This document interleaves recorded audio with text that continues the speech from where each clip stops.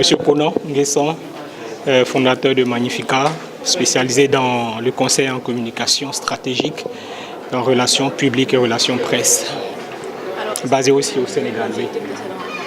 L'objectif de cette rencontre était d'arriver à nous entretenir sur les initiatives d'entrepreneuriat des jeunes au Sénégal, quelles pourraient être les perspectives et les enjeux. Je pense que les différents panélistes ont été super prolifiques. Il y a de belles initiatives et de très belles idées qui ont été évoquées. Aujourd'hui, il revient maintenant à la jeunesse de pouvoir s'approprier tous les conseils qui ont été donnés, évoqués par les différents panélistes en question. Alors, quelles sont les perspectives qui ont été dégagées dans le Sénégal ? Les perspectives sont déjà bonnes. Je pense que ce qui a été évoqué tourne tout autour de l'initiative et de la volonté même des jeunes de vouloir entreprendre. Le tout part d'une volonté de rupture, de vouloir rompre et entreprendre pour pouvoir impacter directement sur la vie des autres. Maintenant, le tout part de cette initiative-là et une fois que l'initiative est trouvée, les partenaires financiers qui étaient là présents disent qu'ils sont prêts à financer les projets qui sont bancables. Donc, il revient maintenant aux différents jeunes d'avoir des idées, de pouvoir quantifier ces idées-là en faisant les études et d'aller chercher les financements auprès des différentes banques, des différents partenaires qui étaient présents ce soir. Je pense que mon ami Désiré qui est là a eu à intervenir sur de très bons propos et pourrait apporter davantage d'informations sur ces différentes thématiques-là. Alors, quels sont les points positifs que vous avez à relever à travers les différentes interventions ? Les points positifs s'articulent autour de ce qu'il y a beaucoup de sujets, beaucoup de sujets sur lesquels les jeunes peuvent entreprendre. Maintenant, il ne faudrait pas juste copier ce qui est fait par les autres, sans toutefois comprendre l'idée de départ des initiateurs. Il y a beaucoup d'idées qui naissent. Maintenant, il y a beaucoup de copies qui sont faites. Donc, vu que les copies ne comprennent pas les initiatives de départ, donc les entreprises qui naissent sont obligées de fermer dans les années qui suivent.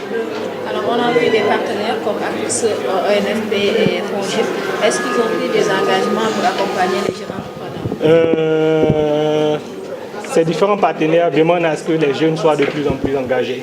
Il revient aux jeunes de partir vers ces différents organismes-là pour avoir les financements requis. Donc il revient, la balle est dans le camp des jeunes qui veulent entreprendre. La balle est dans leur camp. Il leur revient d'avoir de bonnes idées, des idées bancables et de se tourner notamment vers ces différents bailleurs-là.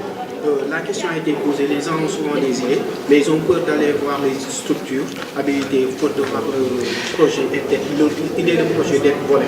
Qu'est-ce que vous avez à dire dans ce sens ? Et je pense qu'une fois que l'idée est bonne et que l'idée est formalisée, quand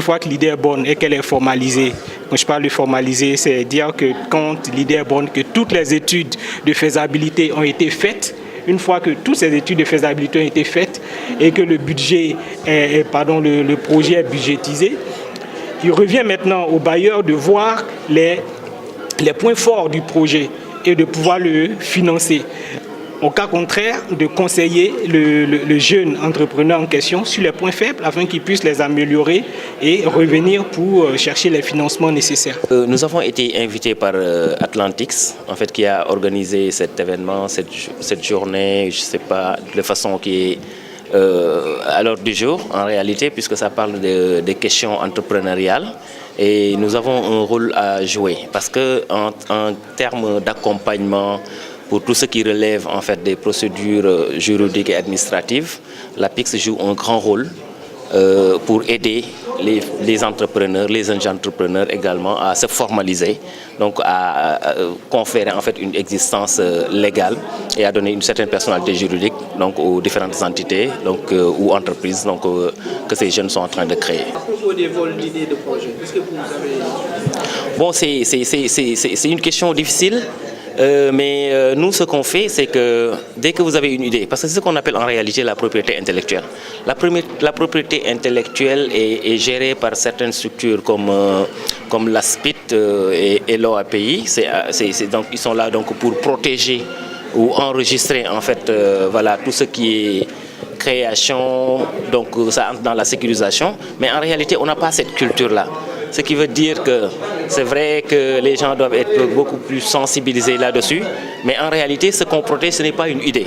On vient tout à l'heure donc d'en parler, c'est l'idée, c'est le projet en question en fait qui est protégé. Ce n'est pas l'idée, parce que nous pouvons avoir simultanément la même idée, mais en réalité, c'est le projet. Donc la conception du projet, c'est en réalité c'est ce qui est protégé.